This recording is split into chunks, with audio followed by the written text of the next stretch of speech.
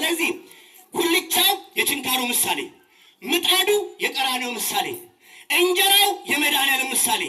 አክምባሎ ፀሐይ ብርሃኗን ከለከለች። ነጋቴ ስታዞሪ ግልብጥ አታረጉ።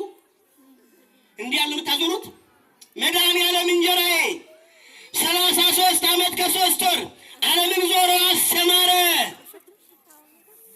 አስተማረ። እንጀራ ማን ይማርባት ይችን ወንጌል? ክድን አደረጋችሁ። ደቂቃ ይዛችኋል።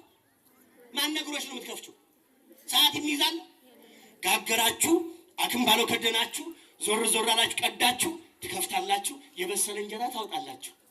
የዮሐንስ ወንጌል ምዕራፍ 6:53-59 ከሰማይ የወረደ እንጀራ እኔ ነኝ። እንጀራ አይቆረጥም፣ አይጠቀለልም እንደ ጣቃ። ይብቃሽ፣ በቃችሁ። እንጀራ በገበታ ብሉ። ገበታ የእመቤታችን ምሳሌ ነው። ገበታ ይነሳ አይባልም፣ ከፍ ይበል ነው የሚባለው። ደግሞ ማዝነው ቁርጥርጥ አድርገሽ ከትፈሽ ካህኑ ፊት አቅርባችሁ ባርኩት። ምን ይባርኩልሽ? አንቺ ጨርሰሽ ማለት ነው። ምን ይባርኩት? እውነት እንደ አንዳንድ አባቶች እንዲህ አይነት ቁራሽ ሳይው ቁርጥርጥ ብጥስጥስ ያ ነገር ሳይው ጥሎ ነው የሚወጡት። እባካችሁ ምግባችን፣ አመጋገባችን ኢትዮጵያዊነት ይሻላል። እሺ አብራችሁ ብሉ፣ ተጎራረሱ፣ አትነካከሱ። አብራችሁ ብሉ፣ አትበላሉ፣ ተደጋገፉ፣ አትነቃቀፉ።